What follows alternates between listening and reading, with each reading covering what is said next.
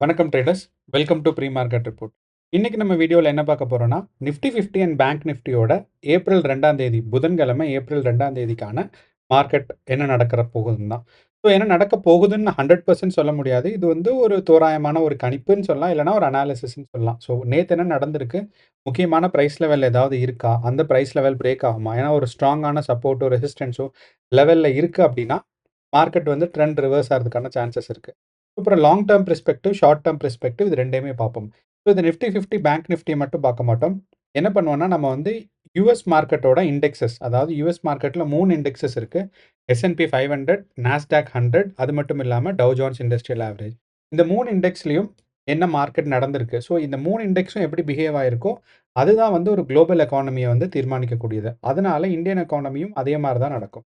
அவங்க US market வந்து பார்த்தீங்கன்னா ஒரு நாள் பின்னாடி தான் இருக்காங்க. இருந்தாலுமே அந்த ஒரு சைக்காலஜி வந்து டைரக்ட்டா வந்து இந்தியன் மார்க்கெட்ல அஃபெக்ட் ஆறதுக்கான வாய்ப்புகள் ரொம்ப ரொம்ப நெறையா இருக்கு. 2வது நம்ம என்ன பண்ணுவோம்னா, ஓப்பன் இன்ட்ரெஸ்ட் டேட்டான்னு சொல்லியிருக்கு.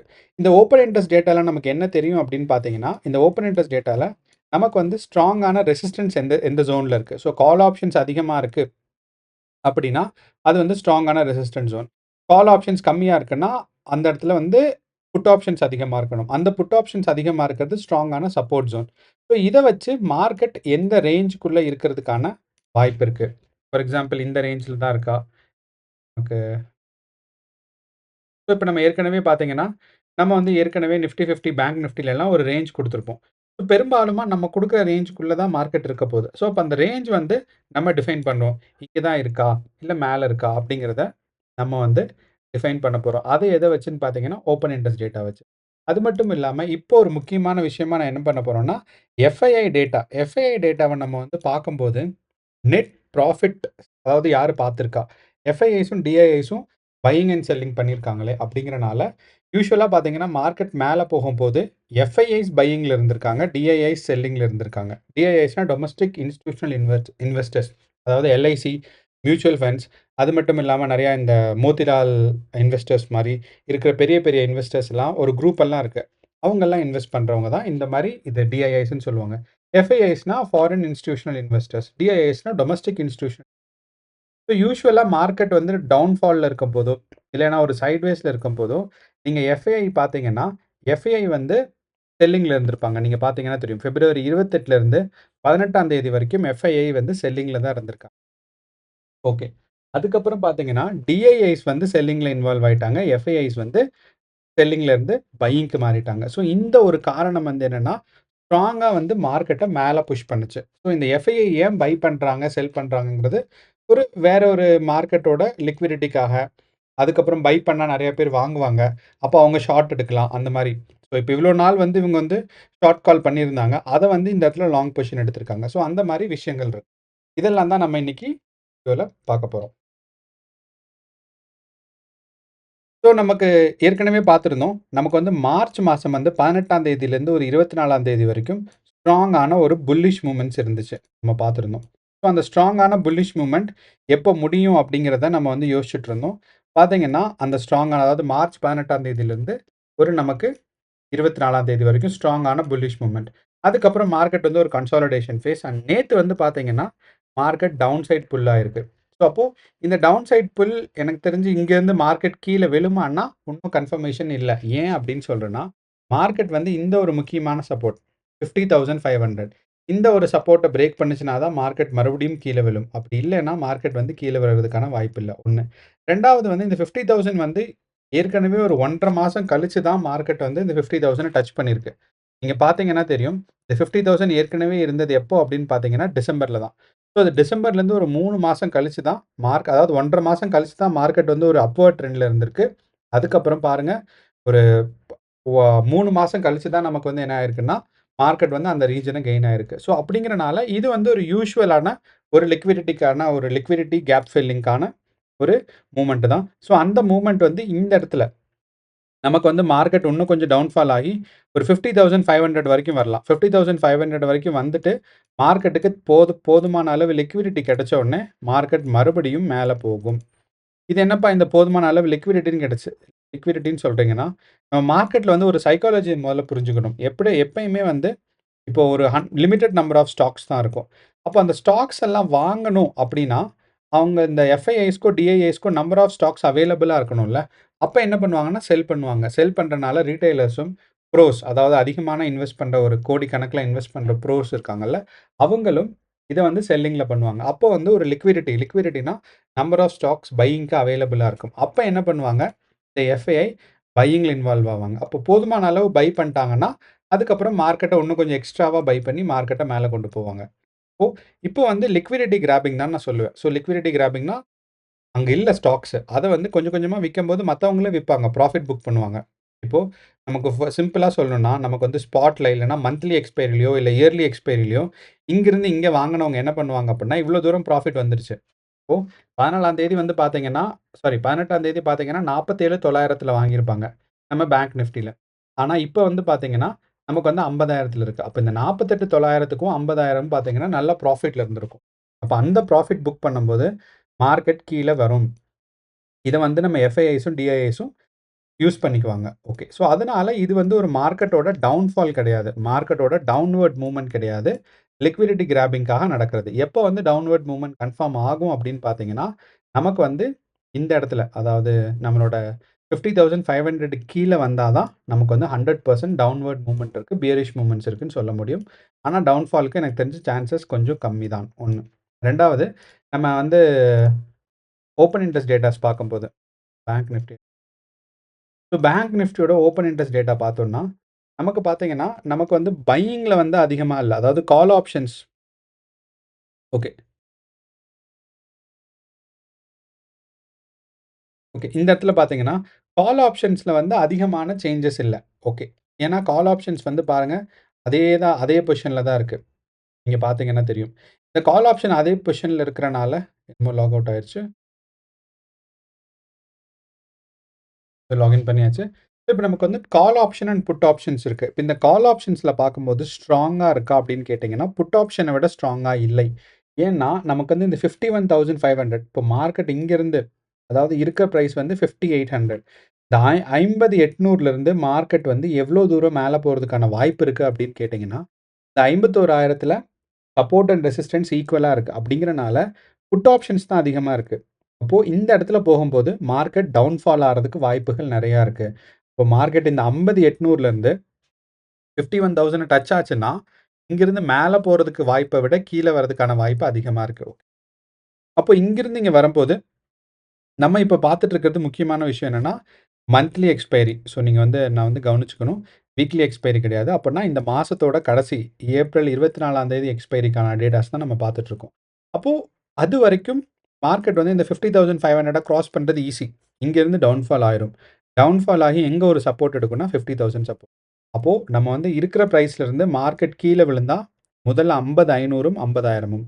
மார்க்கெட் மேல போறதா இருந்தா, முதல்ல வந்து 50,000 51,000 டச் பண்ணும். அதுக்கப்புறம் 51,500 இது நம்ம ஒரு பாக்ஸ் வரைஞ்சிருவோம். நான் என்ன சொன்னேன்னா, 51,000 முதல்ல டச் பண்ணும். 51,000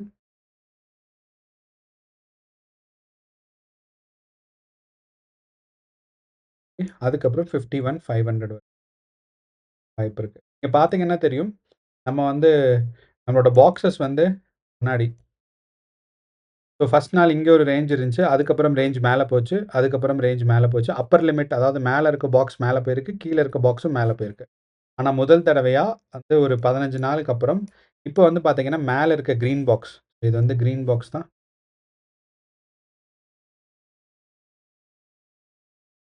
இப்ப இந்த கிரீன் பாக்ஸ் வந்து கீழ வந்துருச்சு. மார்க்கெட்டோட அப்பர் லிமிட் எங்க மாறிடுச்சுன்னா, 51,500ஆ மாறிடுச்சு. ஓகே. அப்ப லோவர் லிமிட் எங்கப்பா மாறியிருக்கு அப்படின்னு கேட்டீங்கன்னா, நம்ம ஏற்கனவே நம்மளோட ஓப்பன் இன்ட்ரெஸ்ட் டேட்டாஸ்ல பார்த்த மாரி தான் 50,500ல இருக்கு. நம்ம ஏற்கனவே சொல்லியிருந்தோம். 50,500ம் அங்கிருந்து மார்க்கெட் 50,500லேருந்து டவுன்ஃபால் ஆனா 50,000க்கு டவுன்ஃபால் ஆகும். நம்மளோட ரேஞ்ச் அதாவது மேல இங்க இருந்த ரேஞ்ச் வந்து நேத்து ஏப்ரல் 1ஆம் தேதி இந்த இடத்துல இருந்த ரேஞ்சு, இப்போ கீழ குறைஞ்சு இந்த இடத்துக்கு மாறிருச்சு. அப்போ மார்க்கெட் ஒரு ஓவராலா இல்ல. பட் டவுன்ஃபாலுக்கான வாய்ப்புகள் கொஞ்சம் அதிகமாக இருக்கு. அண்ட் இது வந்து எக்ஸ்பெக்டட் தான். ஏன்னா, இவ்வளவு தொடர்ந்து வந்து ஒரு நம்ம 4, 5 அதாவது ஒரு 2 வாரமா மார்க்கெட் மேல போனது.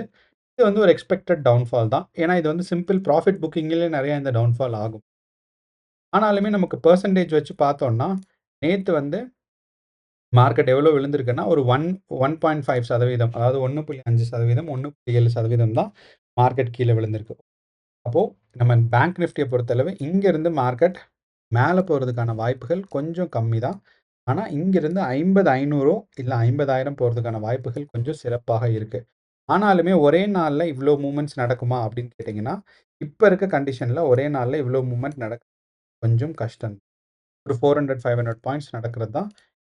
ஸோ, அப்போ இப்ப இருக்கிற 50,800லேருந்து அதிகபட்சம் போனா 51,250 வரைக்கும் மேல போகும். அண்ட் மேல போறதுக்கான வாய்ப்பு கம்மி.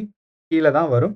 50,500. ஸோ, என்ன கேட்டாங்கன்னா, நான் வந்து பொசிஷன் எடுக்கிறதா இருந்தா, ஏற்கனவே நான் வந்து 50,500 வரதுக்கு எக்ஸ்பெக்ட் பண்ணுவேன். ஸோ, இதுதான் நமக்கு நிஃப்டி 50யோட பேங்க் நிஃப்டியோட அனாலிசிஸ். இப்ப நம்ம அப்படியே நிஃப்டி 50க்கு போவோம். ஸோ, நிஃப்டி 50லயும் நம்ம பார்த்தோம்னா, மார்க்கெட் வந்து ஒரு டவுன் சைட் மூவ்மெண்ட் வந்திருக்கு. ஸோ, நேத்து வந்து மார்க்கெட் ஒரு டெத் கிராஸ்க்கு வந்துருச்சு. எவ்வளோ பெர்சென்ட் டவுன் ஆயிருக்குன்னு பார்த்தீங்கன்னா, ஒரு 1.5% சேம் தான். ஓகே. அண்ட் முக்கியமா என்னன்னா, நிஃப்டி 50ல வந்து கிளியரா மார்க்கெட் வந்து டவுன் சைட் மூவ்மெண்ட்க்கு ரெடி ஆயிருச்சு அப்படிங்கிறத நம்ம இங்க சொல்ல முடியும். இந்த டெத் கிராஸ்ல. இந்த டெத் கிராஸ்னா என்னன்னா, 50 சிம்பிள் மூவிங் ஆவரேஜும், 200 சிம்பிள் மூவிங் ஆவரேஜும் கீழ கிராஸ் ஆகும்போது பார்த்தீங்கன்னா, இது டெத் கிராஸ். ஸோ, நம்ம இந்த நல்ல ட்ரெண்ட் வந்துச்சுல்ல, ஒரு அப் ட்ரெண்ட். அதுக்கு முன்னாடி பார்த்தீங்கன்னா, ஒரு கோல்டன் கிராஸ் வந்திருக்கும். இந்த இடத்துல நான் மென்ஷன் பண்ணியிருக்கேன். கோல்டன் கிராஸ்ன்னு சொல்லி. அதே மாரி இது. ஸோ, இது என்ன இண்டிகேட்டர்ன்னு பார்த்தீங்கன்னா, நான் இங்க இண்டிகேட்டர்ல போய் ஒரு ஃபேவரட்ஸ்ல ஒரு இண்டிகேட்டர் ஆட் எஸ்எம்ஏ. எஸ்எம்ஏவோட ஸ்ட்ராட்டஜிஸ்ல போய் எஸ்எம்ஏ எடுத்தீங்கன்னா, இந்த ML001 இந்த இண்டிகேட்டர் தான் நான் ஆட் பண்ணி வச்சிருக்கேன். ஸோ, இந்த சிம்பிள் மூவிங் ஆவரேஜ் இண்டிகேட்டர்ல தானாவே வந்து கோல்டன் கிராஸும், டெத் கிராஸும் குடுத்துருவாங்க. உங்களுக்கு ஆட் பண்றேன்னா, நீங்க இல்ல வேற சிம்பிள் மூவிங் ஆவரேஜ் இருந்தாலும் நார்மல் தான். இத நம்ம பெருசா எடுத்துக்கிறது இல்ல. ஸோ, நான் 250 வந்து நான் வந்து லாங் டெர்ம் பெர்ஸ்பெக்டிவ்க்காக. ஆனா ட்ரேட் எடுக்கும்போது பார்த்தீங்கன்னா, நான் 10 அண்ட் 20 சிம்பிள் மூவிங் ஆவரேஜ் வச்சு தான் நான் வந்து ட்ரேட் எடுப்பேன். ஏன்னா இன்ட்ராடேல வந்து 15 மினிட்ஸ் கேண்டில்ல நம்ம ட்ரேட் எடுக்க மாட்டோம். 3 மினிட்ஸ் கேண்டில்லயும் ட்ரேட் எடுக்க மாட்டோம். அப்படிங்கிறனால இது ஒரு லாங் டைம் பெர்ஸ்பெக்டிவ்க்காக. அப்போ நமக்கு நிஃப்டி 50ல வந்து மார்க்கெட் கீழ வரதுக்கான டேட்டா வந்துருச்சு. அப்போ நிஃப்டி 50 நமக்கு கீழ எக்ஸ்பெக்ட் பண்ணும் டவுன்ஃபால். ஓகே. அண்ட் நிஃப்டி 50 எக்ஸ்பைரிக்கு 1 நாள் தான் இருக்கு. So weekly expiry. நான் என்ன பண்ணேன், நிஃப்டி 50யோட 2 வீக்கோட எக்ஸ்பைரி இன்க்ளூட் பண்ணேன். 3ஆம் தேதியும், 9ஆம் தேதியும். 3ஆம் தேதி மட்டும் வச்சு பார்த்து 9ஆம் தேதியும் இன்க்ளூட் பண்ணோம்னா பெரிய வித்தியாசங்கள். ஆனா நிஃப்டி 50ல பார்க்கும்போது நமக்கு டெத் கிராஸே வந்திருந்தாலும், நம்மளோட ஓப்பன் இன்ட்ரெஸ்ட் டேட்டா என்ன சொல்லுது அப்படின்னா, மார்க்கெட் மேல புஷ் ஆறதுக்கான வாய்ப்பு இருக்கு. ஏன் அப்படி சொல்றேன் அப்படின்னா, நீங்க பார்த்தீங்கன்னா தெரியும். நமக்கு பேங்க் நிஃப்டில கிளியரா இருந்துச்சு. அதாவது இங்க இருக்க பிரைஸ் ஒரு 2 சப்போர்ட் பாயிண்ட் கீழ, 2 ரெசிஸ்டன்ஸ் பாயிண்ட் மேல. ஆனா நமக்கு நிஃப்டி 50ல பாருங்க, அப்படி கிடையாது.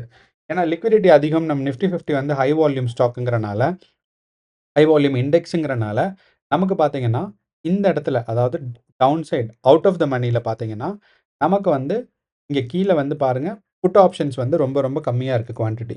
இந்த புட் ஆப்ஷன்ஸ் குவான்டிட்டி கம்மியா இருக்குன்னா என்ன அர்த்தம் அப்படின்னா, நெறைய பேரு நம்புறாங்க மார்க்கெட் டவுன்ஃபால் ஆறதுக்கு வாய்ப்பு கொஞ்சம் கம்மின்னு சொல்லி. ஓகே. அதுவும் என்னன்னா, இந்த ஏப்ரல் 3ஆம் தேதிக்கான ஒரு எக்ஸ்பைரிலயும், 9த்துக்கான எக்ஸ்பைரிலயும் ரொம்ப ஸ்ட்ராங்கா நம்புறாங்கன்னு. நம்ம மத்த எக்ஸ்பைரியும் இன்க்ளூட் பண்ணி பார்த்தோம்னா, ஆல்மோஸ்ட் நமக்கு வந்து சேம் டேட்டா தான் கிடைக்குது. இந்த இடத்துல மட்டும் இன்க்ரீஸ் ஆயிருக்கு. 23,000த்துல. அப்போ நமக்கு என்ன சொல்லலாம்னா, மார்க்கெட் 23,000த்துல ஒரு ரொம்ப ஸ்ட்ராங்கான சப்போர்ட் இருக்கு. எவ்வளோ வரைக்கும் மேல புஷ் ஆறதுக்கான வாய்ப்பு இருக்குன்னு கேட்டீங்கன்னா, 23,500. இன்னைக்கு நிஃப்டி 50ல நான் வந்து பாக்ஸ் வரையல. ஒரு லைன் மட்டும் தான் வரைய போறேன். அதாவது 23,500ம் 23,000. ஓகே. அப்போ இப்ப இருக்க பிரைஸ்ல இருந்து 23,500.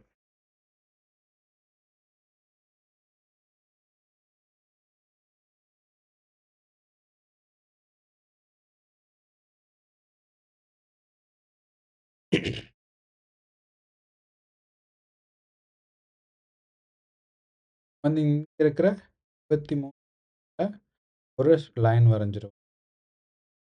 இந்த லைன் என்ன பெருசா கலர் வந்து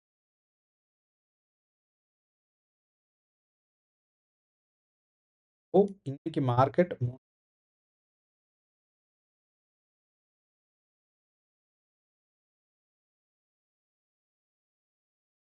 இங்கிருந்து மார்க்கெட் மேல புஷ் ஆயி இவ்ளோ தூரம் போறதுக்கான வாய்ப்புகள் கொஞ்சம் அதிகமா.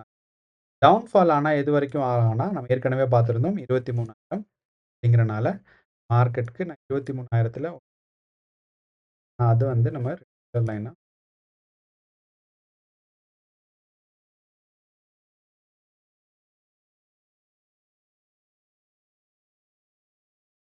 அப்போ நம்ம நிஃப்டி 50 பொறுத்தளவு மார்க்கெட் இங்க இருந்து 23,500 போறதுக்கான வாய்ப்புகள் சிறப்பா இருக்கு. அண்ட் மூவ்மெண்ட் பார்த்தீங்கன்னா, நமக்கு வந்து அதிகபட்சம் ஒரு 500 பாயிண்ட்ஸ் தான் மூவ் ஆகும். அந்த 500 பாயிண்ட்ஸ் நிஃப்டி மூவ் ஆறது ரொம்ப ரொம்ப கம்மி. 1. 2வது பார்த்தீங்கன்னா, இங்கிருந்து நமக்கு வந்து ஒரு 300 பாயிண்ட்ஸ் மூவ்மெண்ட் மேலயும், ஒரு 300 பாயிண்ட்ஸ் கீழ அதிகபட்சம் போச்சுன்னா, 22,800 22,900 வரைக்கும் போகும். அத தாண்டி மார்க்கெட் இன்னைக்கு மூவ்மெண்ட்ஸ் கிடைக்காது. இன்னைக்கு மட்டும் இல்ல, நாளைக்கும் அதாவது வியாழக்கிழமையும் சேர்த்தி நம்ம அவ்வளோ மூவ்மெண்ட்ஸ் கிடைக்கும். அண்ட் நம்ம முன்னாடியே சொல்லியிருந்தோம், நம்மளோட எஃப்ஐஐ டேட்டாஸ் ரொம்ப முக்கியம். இந்த எஃப்ஐஐல கேஷ் மார்க்கெட் ஃப்ளோ. நீங்க இந்த டேட்டாஸ் பார்க்கும்போது நெறைய பேர் சப்போஸ் உங்களுக்கு வந்து எஃப்ஐஐ டேட்டா தெரியும்னா, நீங்க வீடியோ இதோட நிறுத்திக்கலாம். ஏன்னா, இதுக்கப்புறம் நான் எஃப்ஐஐ மட்டும் எக்ஸ்பிளைன் பண்ணலான்னு பார்த்தேன். என்னன்னா, நெறைய பேர் யோசிச்சிருப்பாங்க. அதாவது எஃப்ஐஐஸ் வந்து ஏன் செல் மட்டும் தான் பண்றாங்க, பை பண்ண மாட்டாங்களா? அப்படின்னா, இந்த இடத்துல நம்ம டேட்டா காமிக்கிறது வந்து நெட் செல்லிங் அண்ட் பையிங். அதாவது எஃப்ஐஐஸும், டிஐஐஸும் என்னைக்கு டெய்லியுமே அதாவது டெய்லி பேசிஸ்ல பையிங்கும் பண்ணுவாங்க, செல்லிங்கும் பண்ணுவாங்க. அதே மாரி கேஷ் மார்க்கெட்லயும் பை பண்ணுவாங்க. ஃபியூச்சர்ஸ் அண்ட் ஆப்ஷன்ஸ்லயும் பை பண்ணுவாங்க. ஸோ இத நான் கிளியரா புரிஞ்சு சொல்றதுக்கு என்னங்கிறத இந்த சார்ட்ல பார்ப்போம். இது வந்து மணி கண்ட்ரோல்ல இருக்கு. நான் ஒரு நார்மலா நம்ம போய் கூகுள்ல வந்து எஃப்ஐஐ, டிஐஐ டேட்டான்னு போட்டீங்கன்னா, உங்களுக்கு வந்து இது வந்துரும். இந்தியன் மார்க்கெட்டோட எஃப்ஐஐ, டிஐஐ டேட்டான்னு போட்டீங்கன்னா, உங்களுக்கு வந்துரும். அப்போ இது வந்து போன மாசத்தோடது. மார்ச் மாசம். ஸோ மார்ச் 25 ஒரு ஒரு நாளைக்கும் பார்க்கலாம். ஏப்ரல் மாசத்து இந்த ஏப்ரல் மாசத்தத மட்டும் நான் வச்சு எக்ஸ்பிளைன் பண்றேன். என்னன்னா கேஷ். அப்போ இந்த எஃப்ஐஐ டேட்டாஸ்ல வந்து எஃப்ஐஐ 4 விதம் பண்ணியிருப்பாங்க. 1 வந்து கேஷ் பண்ணியிருப்பாங்க. அடுத்து ஃபியூச்சர்ஸ் அண்ட் ஆப்ஷன்ஸ். இது 2 தான் முக்கியமானது.